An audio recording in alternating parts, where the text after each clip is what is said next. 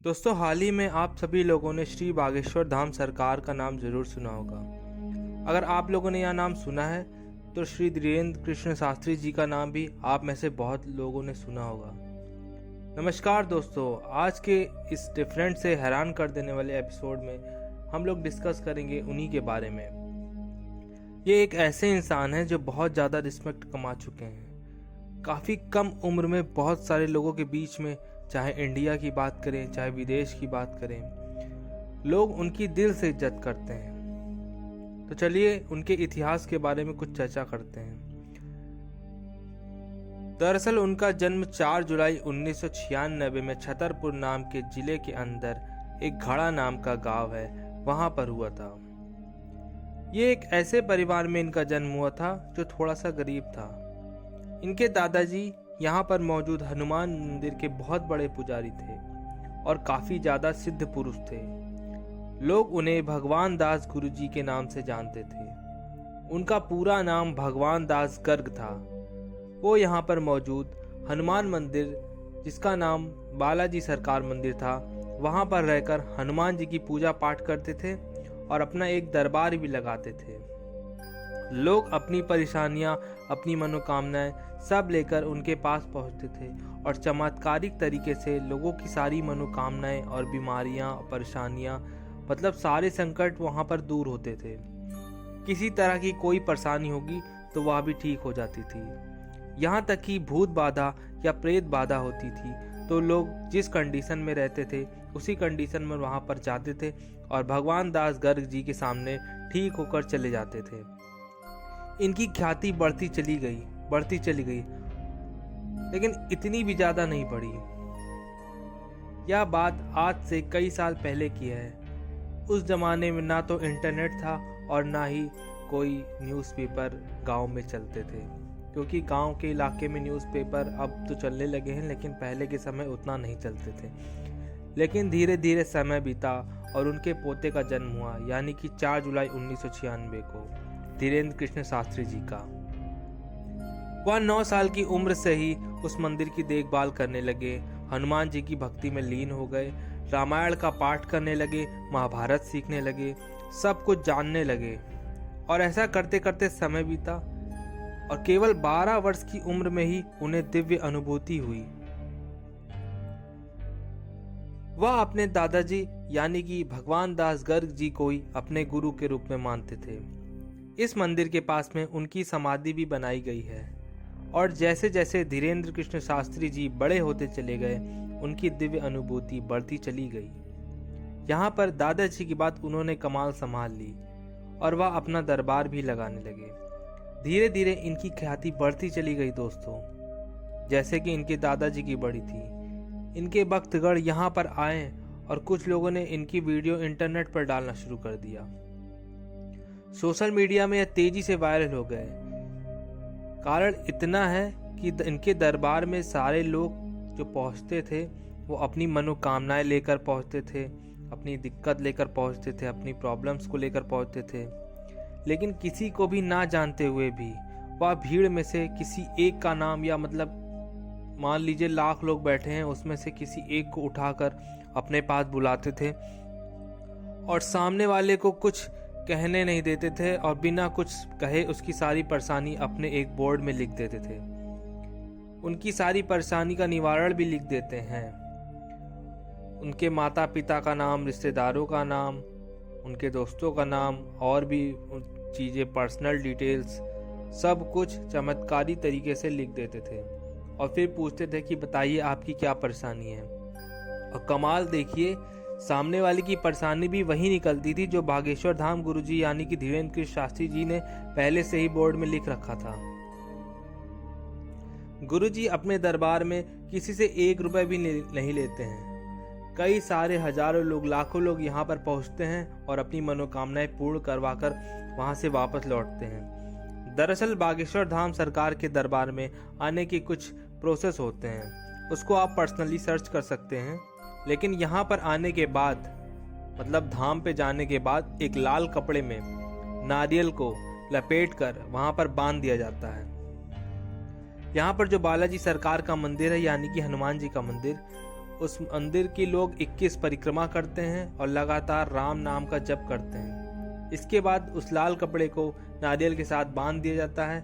यहाँ पर कई लाखों इसी तरह के लाल कपड़े वाले नारियल बांधे रहते हैं। लोग अपनी हर तरह की मनोकामनाएं मांगते हैं। यहाँ पर आने वाले लोग का यह मानना है कि ऐसा करने से उनकी सारी मनोकामनाएं पूर्ण हो जाती हैं। यहाँ पर हर मंगलवार को दरबार लगता है। समय समय पर मंगलवार के अलावा भी यहाँ पर दरबार लगता है। लाखों लोग अपनी परेशानियां लेकर पहुँचते हैं। लाखों लोगों की भीड़ में से गुरुदेव किसी का नाम लेते हैं, उसकी सारी परेशानियां अपने बोर्ड पर लिखकर उसकी सारी परेशानियों का अंत कर देते हैं। बागेश्वर धाम सरकार खुद को बजरंग बली का बहुत बड़ा भक्त बताते हैं और कहते हैं कि बजरंग बली का सीधा सीधा आशीर्वाद उनके सर पर है।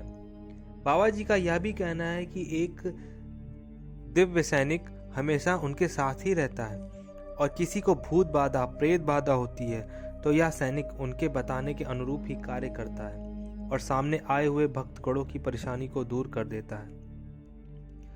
धीरेन्द्र कृष्ण जी के बचपन की बात करें तो यह काफ़ी गरीब परिवार के थे और बहुत ज़्यादा पढ़ना लिखना चाहते थे, लेकिन इनके पिताजी के पास ज़्यादा पैसे नहीं थे, इसलिए इनकी पढ़ाई में अड़चनें आई। लेकिन इन्होंने 8वीं कक्षा तक अपने गांव में ही पढ़ाई कंप्लीट की।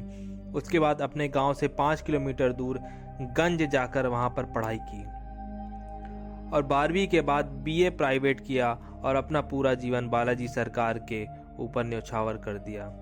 इनकी उम्र 26 वर्ष की है। बड़े बड़े दरबारों के लिए यह 1 रुपए भी नहीं लेते। राम भजन के लिए, इनके राम पाठ के लिए दूर दूर से अलग अलग शहरों से इन्हें बुलाया जाता है, अलग अलग राज्यों से इन्हें बुलाया जाता है, कभी देश के अंदर कभी विदेश के अंदर।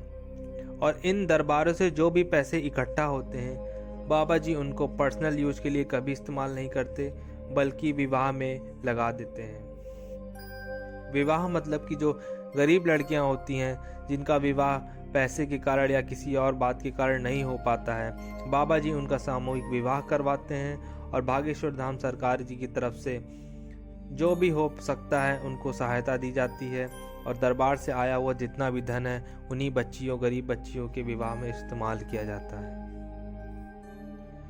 बागेश्वर धाम सरकार जी की तरफ से निःशुल्क वृद्धा आश्रम भी चलता है और अभी हाल में इन्होंने अपने भक्तों को यह आश्वासन दिया है कि वह बहुत ही जल्द एक निःशुल्क हॉस्पिटल भी शुरू करने जा रहे हैं। और केवल भारत में ही नहीं, हर जगह बागेश्वर धाम सरकार जी को बुलाया जाता है। अभी हाल ही में उनको ब्रिटेन में बुलाया गया था। वहाँ पर उन्होंने ब्रिटेन के सांसदों और भारतीय मूल के लोगों के बीच में राम कथा का पाठ कराया था, जिससे वहाँ के लोग भी बाबा जी के सामने नतमस्तक हो गए। यहाँ पर काफ़ी सारे मीडिया एजेंसी वाले लोग भी हैं जो न्यूज़ रिपोर्टर हैं, जो बेस बदल कर बाबा जी के सामने पहुँचते हैं और उनके दरबार में उनकी पोल खोलने के लिए सोचते हैं। लेकिन विश्वास मानिए दोस्तों, हर बार बागेश्वर धाम सरकार जी न्यूज़ रिपोर्टर को पहचान जाते हैं और झटके में ही बता देते हैं कि यहाँ पर कोई मेरा राज पता करने आया है कि मैं सच्चा हूँ या मैं कोई ढोंगी बाबा हूँ। बड़े बड़े न्यूज़ रिपोर्टर जो कि भेष बदलकर उनको एक्सपोज करने आए थे, वो भी उनके सामने आकर घुटने टेक देते हैं और बागेश्वर धाम सरकार और बालाजी हनुमान जी की शक्ति का विश्वास करते हैं। बागेश्वर धाम सरकार जी सच में दिव्य पुरुष हैं या नहीं, इसकी पुष्टि तो मैं नहीं कर सकता, लेकिन एक चीज़ की पुष्टि मैं कर सकता हूँ कि बागेश्वर धाम सरकार जी एक बहुत ही नेक और बहुत ही एक अच्छे दिल के इंसान हैं। जहाँ पर एक तरफ बहुत सारे लोग संतों का नाम खराब कर रहे हैं, जो कि संतों का चोला पहनकर हम लोगों के बीच में घूमते हैं और जब फिर उन एक्सपोज हो जाते हैं तो उनके बारे में क्या क्या सच्चाई पता चलती है। वहीं पर बागेश्वर धाम गुरुजी बिना किसी फायदे के इतने बड़े बड़े काम कर रहे हैं, चाहे वह गरीब बच्चियों का विवाह हो, चाहे निःशुल्क वृद्धा आश्रम हो, या फिर आने वाले समय में फ्री हॉस्पिटल की बात। बागेश्वर धाम सरकार जी बहुत अच्छे काम कर रहे हैं और शायद यही बात है कि उनका रिस्पेक्ट लोगों में बहुत ज़्यादा है और लोग उनको बहुत ज़्यादा पसंद करते हैं। उनकी फ़ैन फॉलोइंग दिन प्रतिदिन बढ़ती चली जा रही है। मैंने कई बाबाओं को देखा है दोस्तों, लोग पूजा पाठ के नाम पे लाखों रुपए, हजारों रुपए ऐंठते हैं, चंदा चढ़ाया जाता है, टोकन लगता है वहीं पर धीरेन्द्र कृष्ण शास्त्री जी 1 रुपए भी किसी से नहीं लेते हैं और अपने भक्तों को वहाँ ना आने की भी सलाह देते हैं कि जो भी ज़्यादा कष्ट में हो, परेशान हो, वो धाम पर ना आकर घर पे ही बागेश्वर धाम की पूजा करे, बागेश्वर धाम के जो मंत्र हैं उनका जाप करे। तो आज के समय में ऐसे सनातन जो संत हमारे पास बचे हुए हैं, हमें उनका सम्मान करना चाहिए दोस्तों। जब कोई इंसान आपसे बिना कोई रुपए लिए आपकी सेवा कर रहा है, अच्छी बातें बता रहा है, तो अगर वो फेमस हो रहा है तो इससे किसी का कोई नुकसान नहीं है, बल्कि हमारे भारत का नाम ही ऊंचा हो रहा है। आपकी क्या राय है इस बारे में मुझे कमेंट करके ज़रूर बताएं। और आज की ये जो मैंने आप लोगों से कहानी बताई है जो बाबा जी के बारे में, ये कैसी लगी मुझे ज़रूर बताएं। और दोस्तों मेरे चैनल को सब्सक्राइब ज़रूर करिए, क्योंकि आपके लिए मैं नए आजकल तो मैं यही सब वीडियोस ला रहा हूँ, लेकिन मैं आगे चल के आप लोगों के लिए अच्छी कहानियाँ लेकर आऊँगा। इसके लिए आप लोग मेरे चैनल को सब्सक्राइब करिए, जिससे आपका कोई भी रुपए नहीं लगने वाला। आप एक लाल कलर का बटन है सब्सक्राइब दबा के उस पर ऑल के ऑप्शन पर क्लिक करें और इसी तरह अच्छे से रहिए, स्वस्थ रहिए। तब तक के लिए शुभ रात्रि।